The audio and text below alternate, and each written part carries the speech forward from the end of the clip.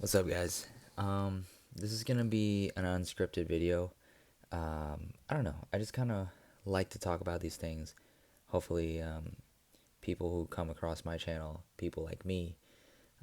For those of you who know my story, if not, I have some videos on that. But just a quick story short: if you're somebody who feels like they don't belong, right? You're like a floater friend. You never really felt a sense of belonging, especially if you're someone like me. I'm Vietnamese American.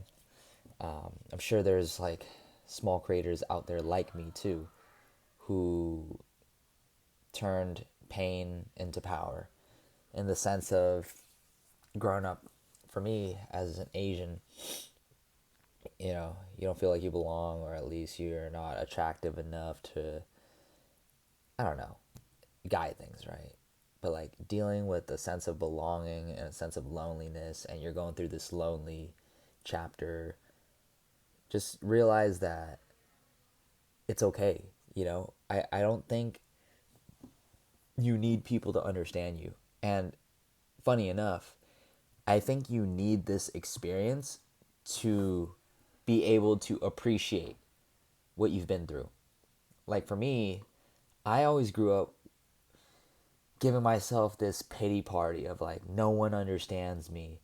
Like, I'm a deep introspective thinker, and most people aren't. So I'm not able to have these deep, meaningful conversations. I'm an introvert or whatever, you know. People don't understand me.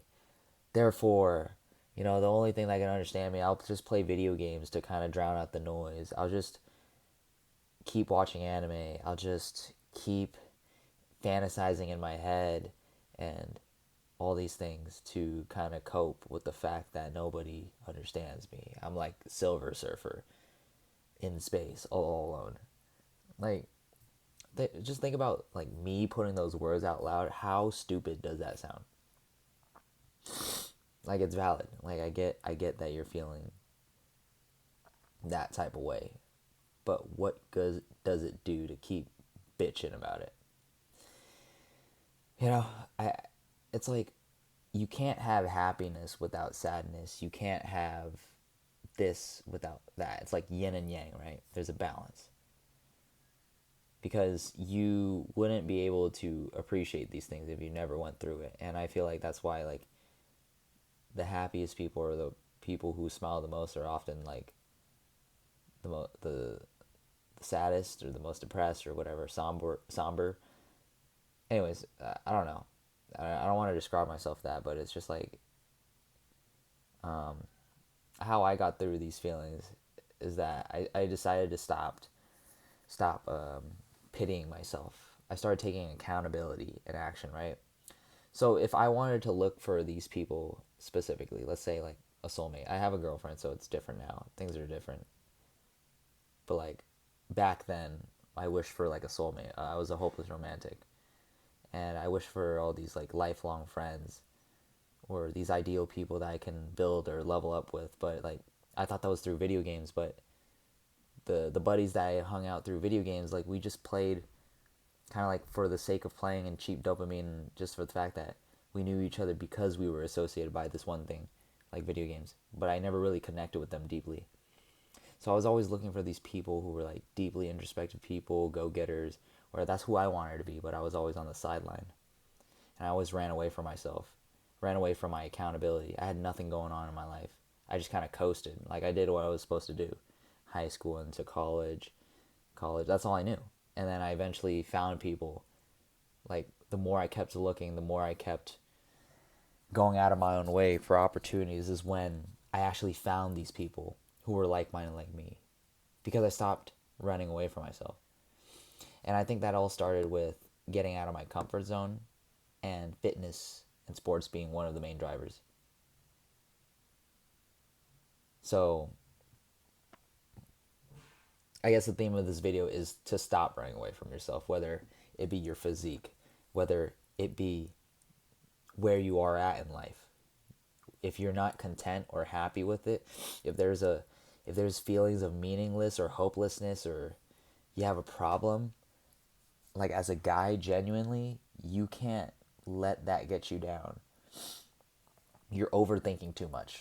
Like, the more I get older and the more I experience things, and the more I like go into the psychosis of like overthinking or like driving yourself insane, right?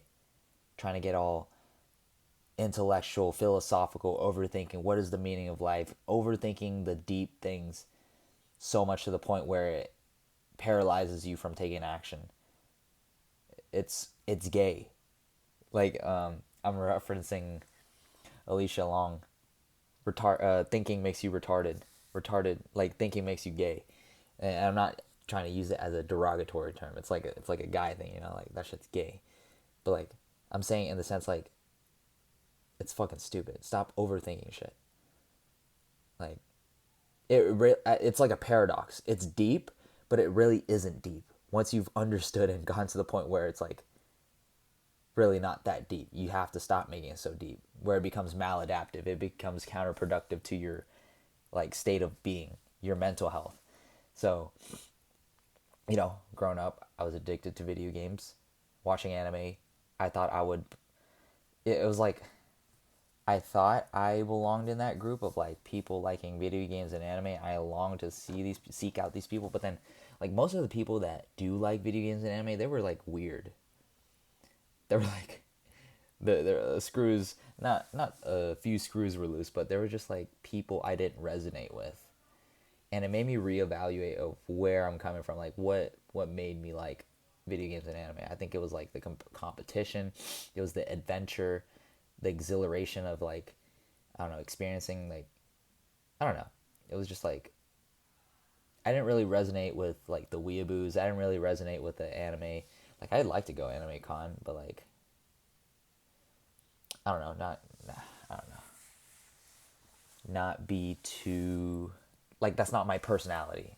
Like anime is my personality. Video games are my personality, but like I think I just needed a sense of belonging in somewhere, like a community. I never really had that growing up, being with immigrant parents, growing up around a community with not a lot of Asian people, feeling small, making myself feel invisible, cultural things that you pick up in your immigrant families, like humbleness, toxic humility, staying out the way, shrinking yourself, not taking risk, playing it safe, stuff like that. It adds up to your personality. And that's kind of like what I had to spend years to fix. And again, the theme is to stop running away from yourself, to create a new opportunity for you to become someone who you know you can be or who you want to be. It's like leveling up in real life, as corny as it sounds. Yeah. I just want to make this video. This is what I like talking about because I don't really talk about this to anybody other than my little brother, sometimes my girlfriend, but that's not the life that she grew up in. So just sharing out here on the internet. Hopefully some of you guys can understand and take away something from this video if you're in a position where you want to change too. So this is just me like there is like contentment on the other side. Like, yeah, I've changed my physique, I've changed who I am, my identity, I've gotten more confident, I've held more standards to myself. Like I'm finding the truth of life. That's also another like main goal of mine, like to find out the truth, whether it be through religion. I'm agnostic, by the way, and it's just like, yeah, I know people talk about Jesus Christ or things like that. I'm looking to that into it a little by little, but it's just not really like convincing to me. And I get it. Like, yeah, there is a spiritual side. Like that's why I'm agnostic. I believe there could be something out there, but it's just like it's kind of like I don't know. Obviously, faith isn't something that you can always see, but it's just like it's not. Me personally, I don't think it's convincing enough to me yet. Like I said, finding the truth of the world, right? And just like all these things about the world now, just like learning how the world isn't really what it is. It's not sunshine and rainbows. Our government's like things, yada yada yada, like inside jobs and everything.